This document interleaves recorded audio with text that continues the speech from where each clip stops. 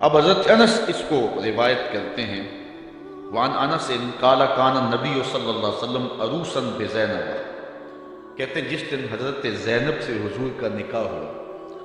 حضرت انس کے لفظ سنیے، کان النبی صلی اللہ علیہ وسلم عروسا بزینب، جس دن حضور حضرت زینب کے دولہے بنے۔ حضرت انس روایت کرتے ہیں جس دن حضور حضرت زینب کے دولہے بنے، فعامدت امی ام سلیم الی تمر و سمن و عقت، تو میری ماں ام سلیم نے کچھ کھجوریں، کچھ گھی اور کچھ پنیر دے کر اس کا حلوہ تیار کیا۔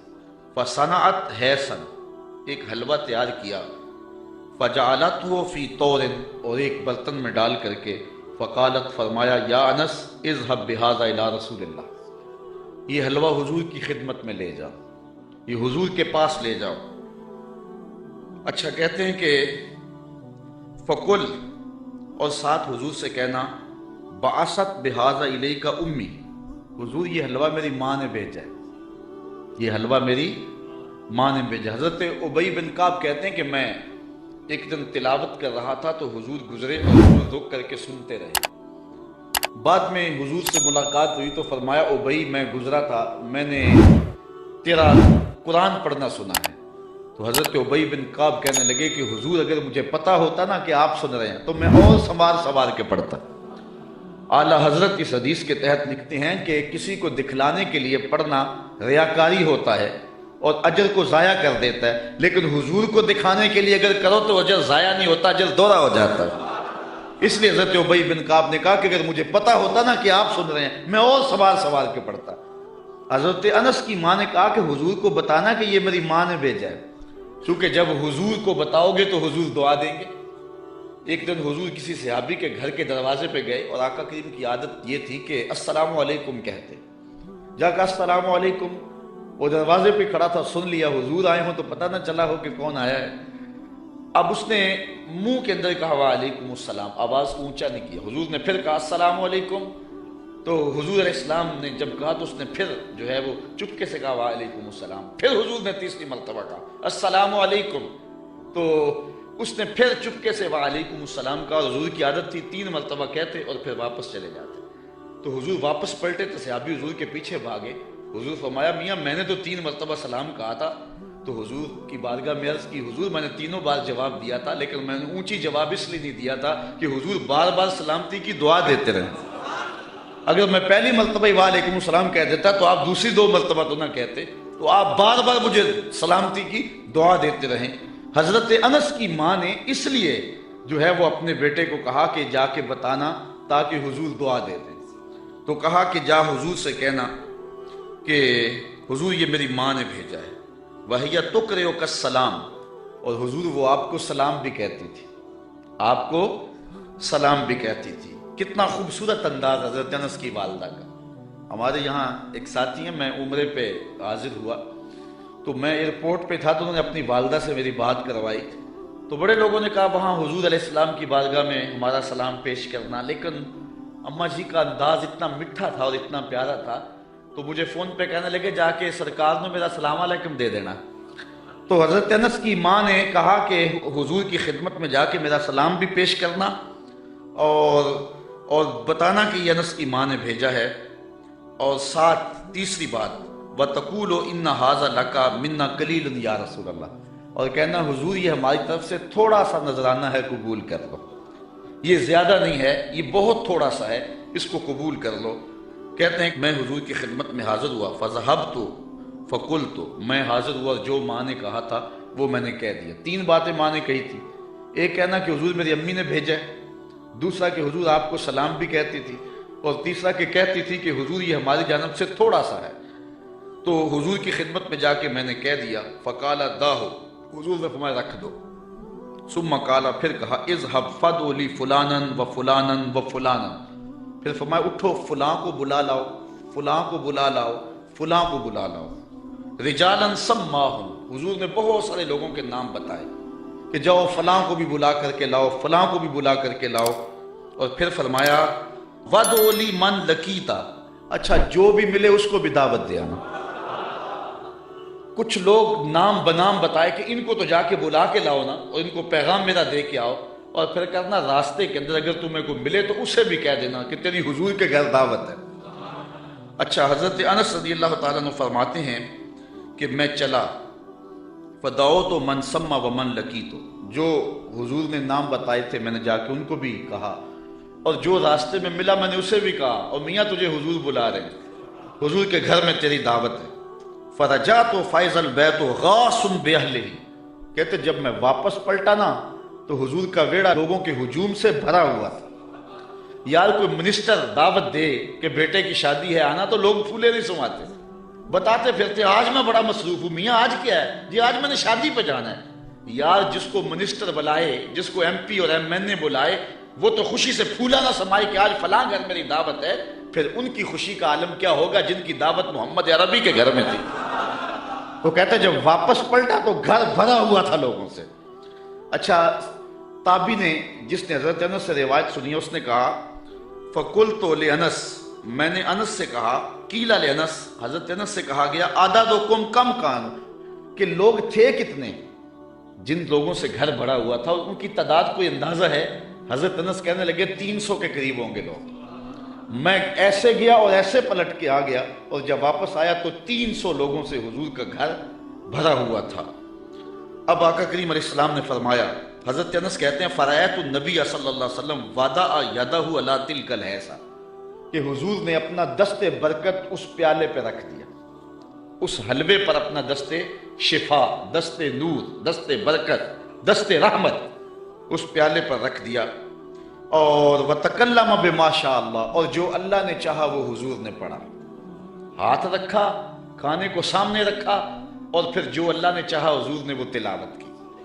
اللہ اکبر۔ اب کوئی ضد کرتا ہے کہ میں سامنے کھانا نہیں رکھنا تو نہ رکھے، اس کی مرضی، لیکن حدیث یہی ہے کہ حضور علیہ السلام نے سامنے رکھا، ہاتھ بھی رکھا، اور جو اللہ نے چاہا پڑھا بھی حضور نے۔ اچھا، پھر اس کے بعد کیا کیا؟ ثم جعل یدعو عشرۃ عشرۃ یاکلون منہ، فرمایا 10 آتے جاؤ، 10 آتے جاؤ، 10 لوگ آتے گئے، ویقولو، اور حضور علیہ السلام ان کو فرماتے تھے، لہم ان کو، اذکر اسم اللہ ولیاکل کل رجل مما یلیہ، کہ ہر شخص اللہ کا نام لیتا جائے اور اپنے سامنے سے کھاتا جائے۔ قال فاکلوا حتی شبعوا، کہتے ہیں کہ لوگ کھا گئے حتیٰ کہ رج گئے، فخرجت طائفۃ ودخلت طائفہ، ایک گروہ جاتا دوسرا آ جاتا، حتی اکلوا کلہم، یہاں تک کہ سب نے ایک پیالے سے کھانا کھا لیا۔ قال لی یا انس ارفع، حضور نے مجھے کہا انس، جب سب لوگ کھا چکے تو حضور میں انس پیالہ اٹھا لو، یہ برتن اٹھا لو، فرفعت، کہتے ہیں میں نے وہ برتن اٹھا لیا۔ اب آگے حضرت انس کی سنیے، کہتے ہیں فما ادری ہینا وضعت اکثر ام ہینا رفعت، حضرت انس کہتے ہیں میں فیصلہ نہیں کر سکتا کہ جب میں نے پیالہ رکھا تھا حلوہ اس وقت زیادہ تھا یا جب اٹھایا تھا اس وقت زیادہ تھا۔ دست شفا آیا تو برکتیں ہی برکتیں آ گئی۔ اس کو امام بخاری نے بیان کیا۔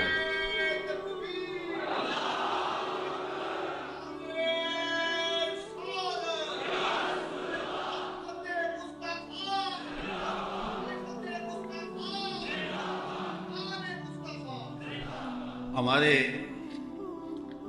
حضور علیہ السلام کا ایک اور معجزہ سنیے۔ حضرت ابو ہریرہ رضی اللہ تعالیٰ عنہ روایت کرتے ہیں، ہمارے ادھر ایک مولوی صاحب ہوا کرتے تھے، سیدھے سادھے بھولے بالے، درس نظامی تو نہیں پڑھے تھے لیکن حضور کے ساتھ پیار بڑا رکھتے تھے، اللہ ان کی مغفرت فرمایا، فوت ہو چکے ہیں۔ تو کسی نے ان سے پوچھا کہ حضرت ابو ہریرہ کو ابو ہریرہ کیوں کہتے ہیں؟ حضرت ابو ہریرہ کو ابو ہریرہ کیوں کہتے ہیں؟ تو انہوں نے جواب دیا، کہنے لگے کہ ابو ہریرہ کو ابو ہریرہ اس لیے کہتے ہیں کہ وہ ہر ویلے حضور کے پاس رہتے تھے۔ ابو ہریرہ کو ابو ہریرہ اس لیے کہتے ہیں کہ وہ ہر ویلے حضور کے پاس رہتے۔ اس کا سبب تو اور ہے لیکن چلو آج یہی ترجمہ کر لیتے ہیں کہ حضرت ابو ہریرہ ہر ویلے حضور کے پاس ہی رہتے تھے اور ان کے مقدر کہ وہ حضور کے پاس رہتے تھے۔ اچھا، حضرت ابو ہریرہ رضی اللہ تعالی عنہ اصحاب صفہ میں سے، اسلام کی پہلی یونیورسٹی صفہ، اس کے طالب علم ہیں، اور حضور سے بلا تعین اوقات انہوں نے پڑھا، اور آقا کریم نے ان کے سینے کے اندر علم کوٹ کوٹ کے بھر دیا۔ کہتے ہیں میں بہت کچھ سنتا تھا، بھول جاتا تھا. پھر ایک نے عرض کی انی اسمع منک حدیثا کثیرا، بہت کچھ سنتا ہوں لیکن یاد نہیں رہتی. فرمایا ابسط ردا کا یا ابا ہریرہ، چادر بچھا لو. پھر چادر بچھی تو حضور نے یوں کوئی شے ڈال دی. فرمایا سمیٹو اور سینے سے لگاؤ. کہتے ہیں سینے سے لگایا، پھر بھول نہیں سکا. حضرت ابو ہریرہ نے حضور علیہ السلام سے کثرت کے ساتھ احادیث امت کو پہنچائی.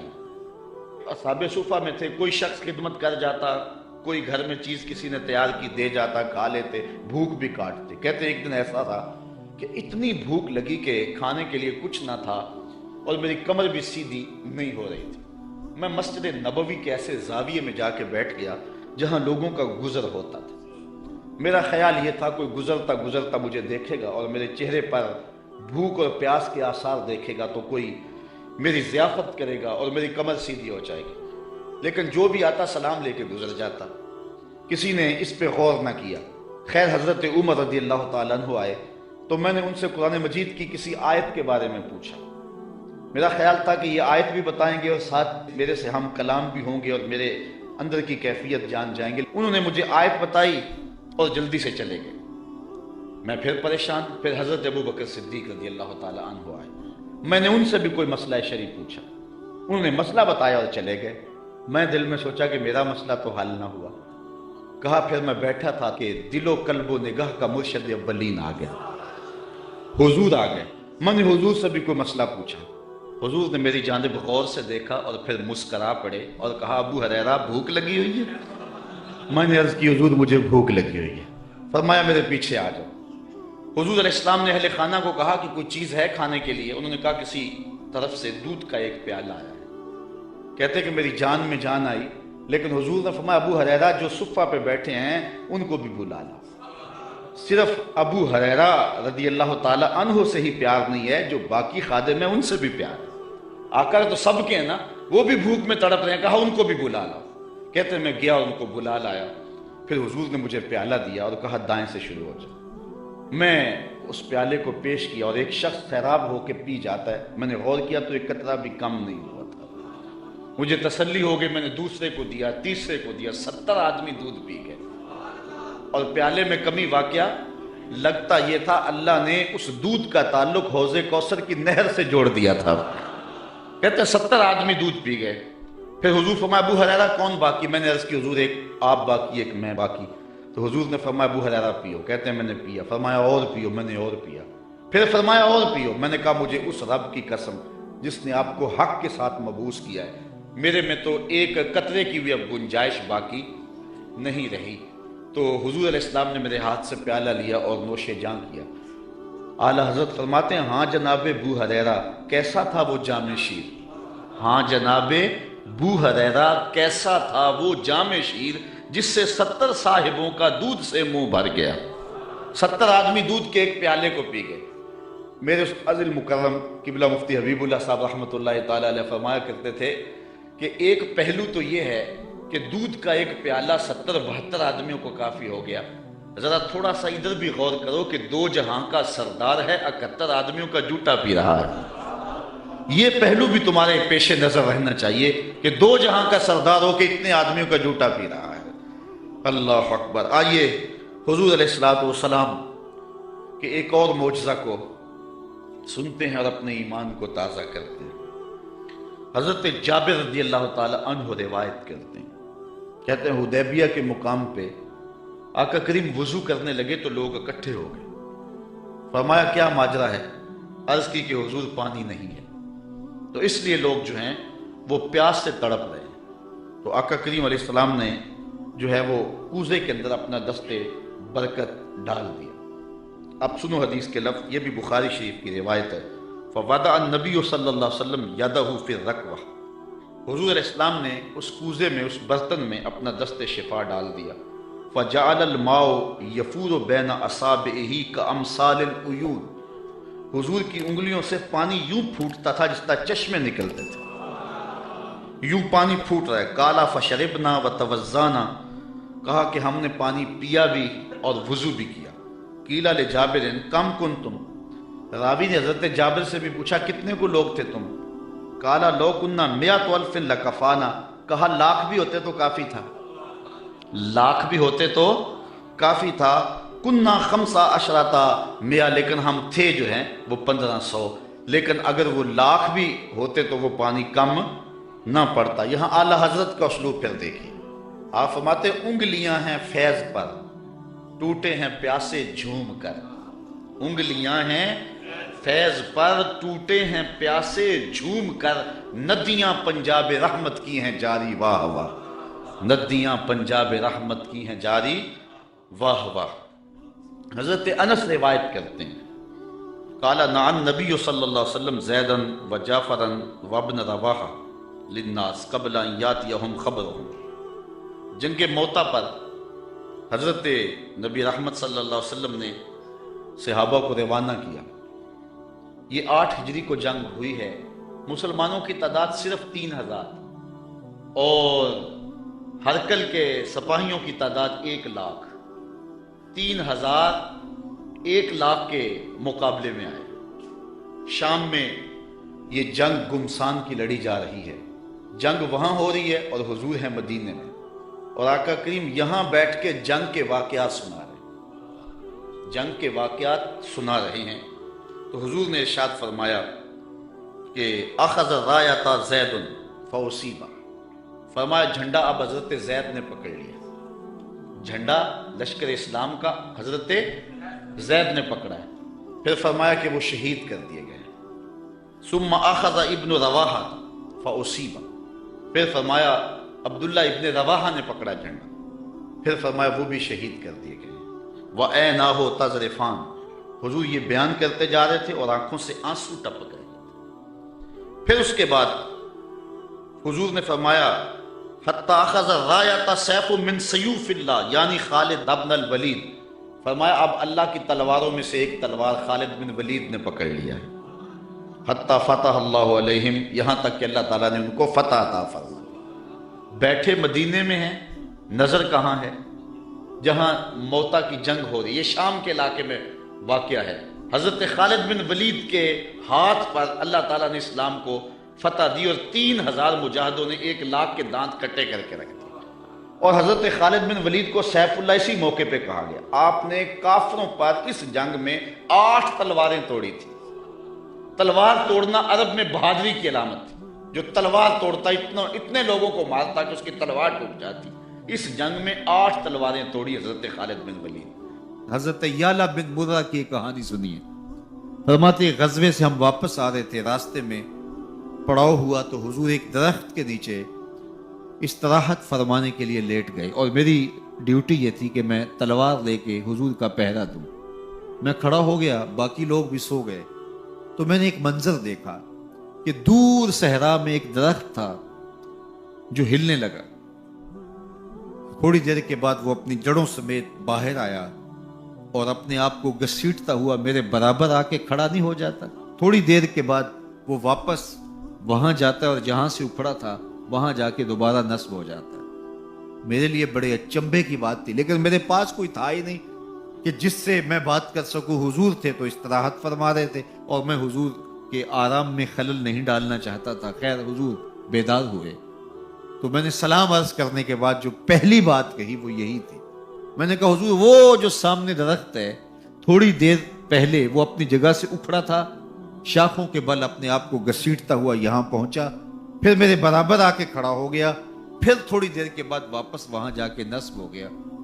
یہ جب کہانی سنائی تو میرے حضور نے تعجب نہیں کیا، اچھا کیسے ہوا، کیسے آیا، کتنا وقت لگا، کتنی دیر ہوئی، کوئی سوال نہیں کیا، بلکہ فرمایا ہاذہ شجرۃ استاذنت ربھا، فرمایا یعلا بن مرہ یہ درخت ہے، اس نے رب سے اجازت چاہی تھی کہ مالک تیرا محبوب نیڑے آیا ہے، سلام نہ کر رہا ہوں، فآذن لہا، اللہ نے اس کو اذن دے دیا تھا، یہ مجھے سلام کرنے کے لیے آیا تھا۔ درختوں کے کلیجے بھی تڑپتے ہیں کہ حضور کو سلام کیا جائے۔ وہ کہانی تو آپ نہیں بھول سکتے جب ایک اعرابی نے کہا کہ حضور میں آپ کو نبی تب مانوں گا اگر وہ درخت آپ کی نبوت کی گواہی دے گا، آپ اگر اس کو بلائیں گے۔ تو میرے حضور فرماتے ہیں میں نے کیا بلانا، جا کے تو ہی کہہ دے تجھے اللہ کا رسول بلا رہا ہے۔ درخت اپنے آپ کو گھسیٹتا ہوا حضور علیہ السلام کی خدمت میں حاضر ہو جاتا ہے۔ درخت مان رہے ہیں، چاند کا کلیجہ شک ہو رہا ہے، پتھر کلمے بول رہے ہیں، حضور کے عشق میں کائنات کے ایک ایک ذرے کا دل دھڑک رہا ہے۔ وہ کیا کسی نے کہا تھا، زمین جل رہی ہے، آسمان جل رہا ہے، محبت میں سارا جہاں جل رہا ہے۔ پوری کائنات حضور کی آتش محبت میں جل رہی ہے اور حضور کے وصل کے لیے تڑپ رہی ہے۔ اچھا، حضور کے معجزات کی فہرست تو بہت طویل ہے، لیکن میں آج کی اس نشست کو ایک عظیم حضور کے معجزے سے اختتام کی طرف لے جاؤں گا۔ آقا کریم جب ہجرت مدینہ کے لیے رخت سفر باندھتے ہیں، راستے میں عاتکہ بنت خلف بن معبد نامی ایک خاتون کا گھر آیا۔ حضور وہاں رک کر کے ان کو کہا کہ اگر تمہارے پاس ہماری خدمت کے لیے کچھ ہے تو ہمیں پیش کرو۔ بھوک اور پیاس آقا کریم نے محسوس کی، حضور کے جو ساتھی بھی تھے۔ تو اس خاتون نے، جس کا نام معبد تھا، اس نے کہا کہ لو کان عندنا شیء ما آوزکم الکرام، ہم دیہاتی لوگ ہیں اور عرب ہیں، ہمارے ہاں مہمان آ جائے تو کوئی کسر نہیں چھوڑتے، لیکن آج اتفاق ایسا ہے کہ ہمارے گھر کچھ ہے نہیں جو آپ کی خدمت کے لیے پیش کریں۔ عرب لوگ مہمان دیکھ کر کے خوش ہوتے ہیں، پھر مہمان بھی اتنے سونے آ جائیں، لیکن بدقسمتی یہ ہے کہ اس وقت ہمارے پاس کچھ ہے نہیں جو آپ کو پیش کر سکے۔ ایک جانب ایک بکری بندھی ہوئی تھی، لاغر اور کمزور سی۔ حضور فرمایا اگر تم کہو تو اس کا دودھ دھو لیں۔ اس نے کہا اس کی ہڈیوں میں گودا نہیں، کھیری میں دودھ کہاں ہوگا، اگر یہ چلنے کے قابل ہوتی تو ریوڑ کے ساتھ نہ جاتی۔ فرمایا اگر تم اجازت دو۔ اس نے کہا مجھے کیا اعتراض ہو سکتا ہے۔ تو حضرت سیدنا صدیق اکبر نے آگے بڑھ کے بکری کو کھولا اور حضور کے سامنے کھڑا کیا۔ آقا نے دست شفا، دست رحمت اور دست برکت اس بکری کی پشت پہ رکھا۔ جو ہی حضور کا ہاتھ آیا تو اس نے جھرجھری لی، ٹانگیں چوڑی کر دی، اس کی کھیری میں دودھ اتر آیا۔ حضور علیہ السلام نے فرمایا کہ کوئی برتن لا۔ اس نے گھر کا برتن پیش کیا۔ حضور نے دودھ دعا تو جھاگ اٹھنے لگی، حتیٰ کہ گھر کے سارے برتن دودھ سے بھر گئے۔ معبد کے گھر کی تھالیاں بھی دودھ سے بھر گئیں۔ حضور نے بھی پیا، حضور کے ساتھیوں نے بھی پیا۔ معبد اور گھر میں اس کا ایک بچہ تھا، اس کے پاس، اس نے بھی دودھ پیا۔ حضور علیہ السلام نے دعائے برکت دی اور چلے گئے۔ معبد کو حضور کا پتہ پوچھنا یاد نہ رہا، بس حضور کے حسن اور جمال میں کھو گئی، اور پوچھنا یاد نہ رہا کون ہو، کدھر سے آئے ہو، نام کیا ہے۔ شام کو جب معبد بکریوں کا ریوڑ لے کر کے واپس پلٹا، اس نے کچی کلی پہ نور برستے دیکھا، انوار اترتے دیکھے۔ ایک بار وہ جدھر سے گزرے ہیں نصیر، ایک بار وہ جدھر سے گزرے ہیں نصیر، ہزار بار ادھر سے بہار گزری۔ نشور وادی کا لہجہ دیکھیں۔ اس نے کہا چند لمحوں کے لیے ٹھہرے تھے تم جس پیڑ کے نیچے، چند لمحوں کے لیے ٹھہرے تھے تم جس پیڑ کے نیچے، سنا ہے آج تک اس پیڑ کا سایہ مہکتا ہے۔ آج تک اس درخت کے سائے سے بھی خوشبو آتی ہے جس درخت کے سائے میں چند لمحوں کے لیے آپ رکے تھے۔ معبد کا شوہر معبد کہتا ہے کہ کیا ماجرا ہے، آج ہمارے گھر میں یہ جو رونق ہے اور یہ جو تازگی ہے اور یہ انوار اتر رہے ہیں، کیا ماجرا ہے؟ تو معبد کو حضور کا نام تو پوچھنا یاد نہیں رہا، اس نے اپنے طور پہ حضور کا نام رکھ لیا۔ اس نے کہا آج ہمارے گھر میں مبارک آیا تھا، آج ہمارے گھر میں مبارک آیا تھا۔ معبد پوچھتا ہے کہ مبارک کیسا تھا جو سارے گھر کو روشن کر گیا، وہ کیسا تھا؟ تو معبد تاصف رسول اللہ صلی اللہ علیہ وسلم، معبد حضور کا حلیہ بیان کرتی، کہتی ہے فقالت رأیت رجلا ظاہر الوضاء، میں نے ایک ایسا شخص دیکھا ہے کہ جس کا رنگ نکھرا ہوا تھا، جس کا چہرہ چمک رہا تھا۔ حضور علیہ السلام کے رنگ کے بارے میں یہ بھی حدیث آتی ہے اظہر اللون، حضور کا رنگ جو ہے بالکل واضح اور چمکدار تھا۔ ابیض کے لفظ بھی آتے ہیں۔ معبد کہتی ہے رأیت رجلا ظاہر الوضاء، میں نے ایک ایسا شخص دیکھا جس کا رنگ نکھرا ہوا تھا۔ اللہ اکبر، حدیث بہت طویل ہے۔ کسیم وسیم وفی عینیہ داج وفی اشفارہ بطف وفی صوتہ سہل احول اکحل ازج اکرن وفی عنقہ سطع وفی لحیتہ کساسہ۔ کہا کیا بتاؤں، رنگ سونا تھا، ابرو ملے ہوئے تھے، پلکیں لمبی تھی، آنکھیں سرمگی تھی، گردن سراہی جیسی تھی، ہاتھ خوبصورت تھے، खामोश होते तो फिर भी वकार होता।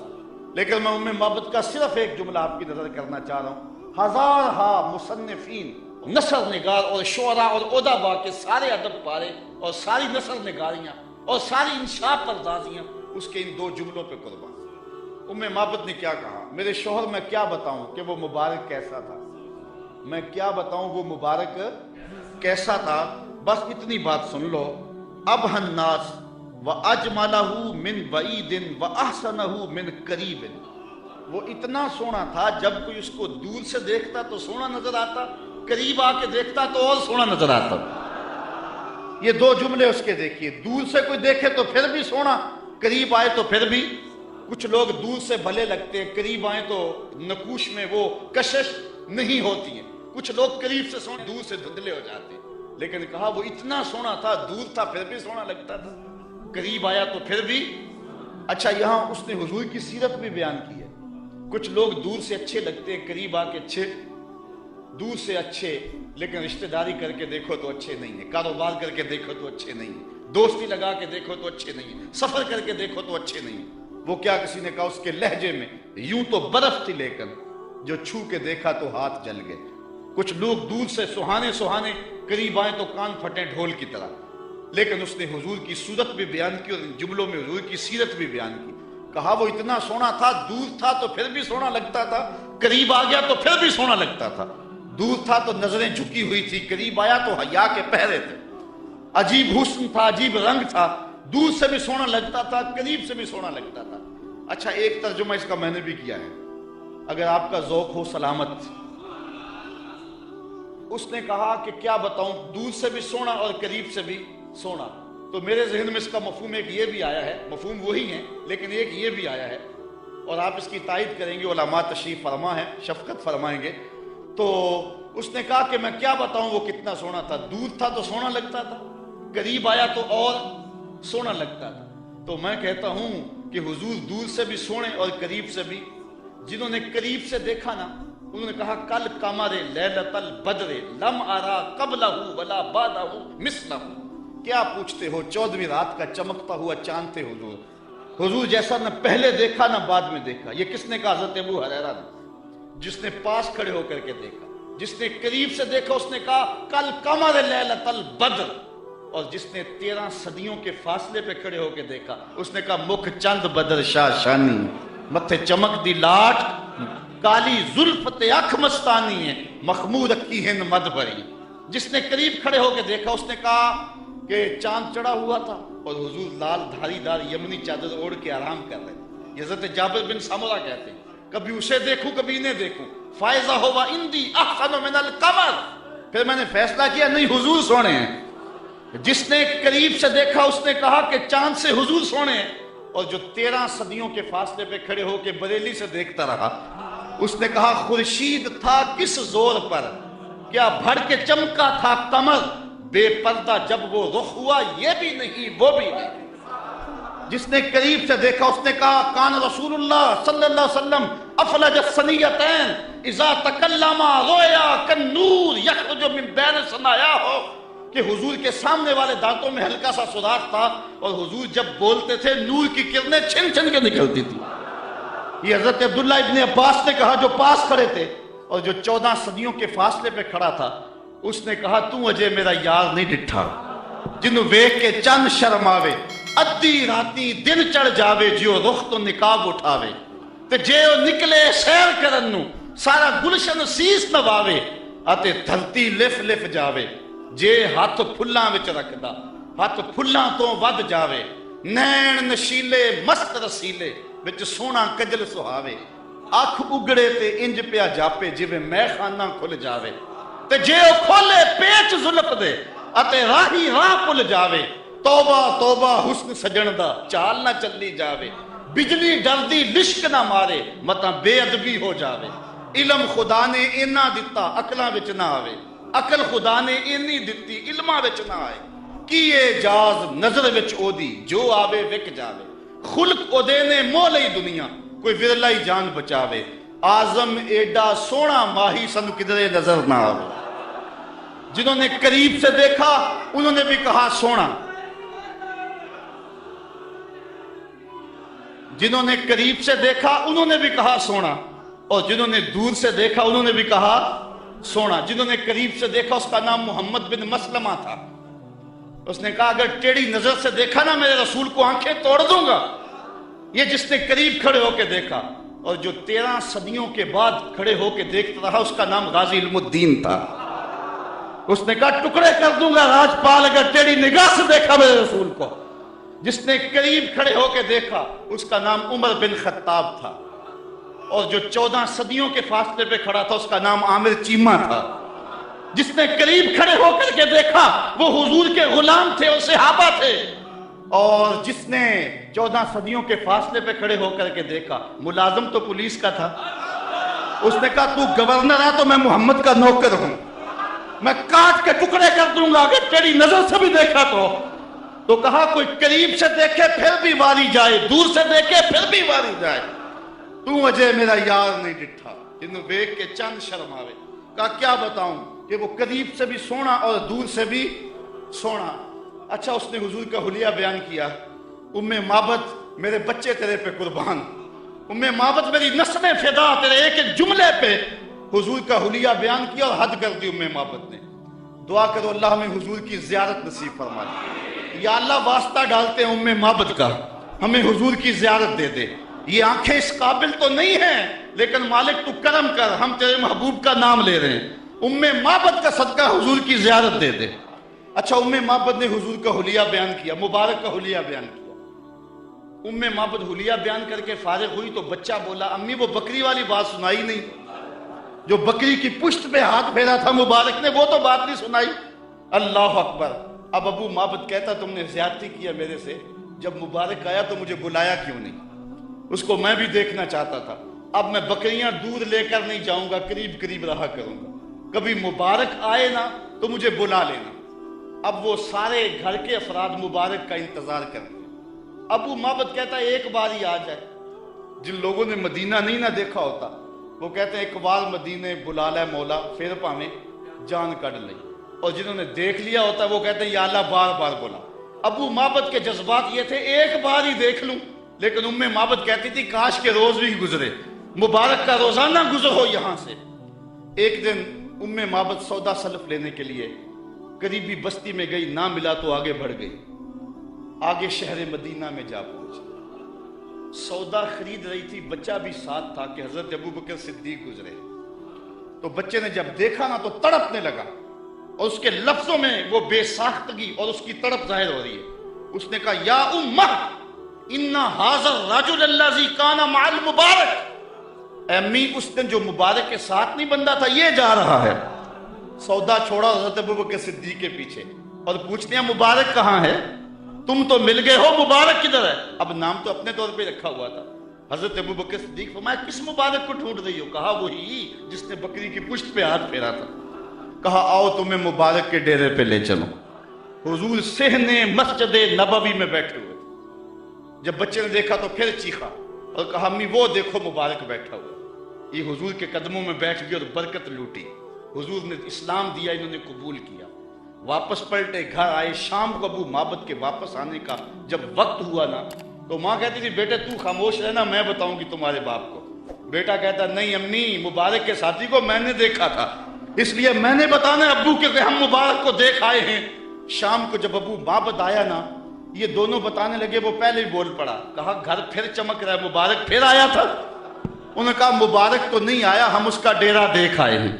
کہا کدھر رہتا ہے؟ کہا جسے دنیا محمد کہتی ہے وہی تو مبارک ہے۔ پھر اگلے دن ابو معبد بھی حضور کے قدموں میں بیٹھا ہوا تھا۔ وہ بکری ام معبد کے پاس عام و رمادہ تک زندہ رہی۔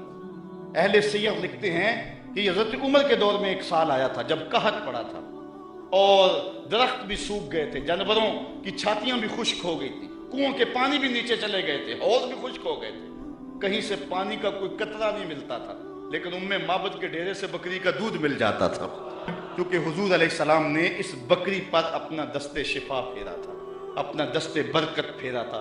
یہ حضور علیہ السلام کے ہاتھ کی اور حضور علیہ السلام کے دست نور کی برکت ہے۔ یہ ہاتھ تو اٹھ جائے تو چاند کے ٹکڑے ہوتے ہیں، یہ ہاتھ اٹھ جائے تو سورج پلٹ کے سر کے وقت پہ آتا ہے، اللہ اکبر، یہ جدھر ہاتھ ہو جاتے ہیں ادھر ہی کائنات کا نظام ہوتا ہے۔ اللہ تعالی ہمیں حضور کی محبت نصیب فرمائے۔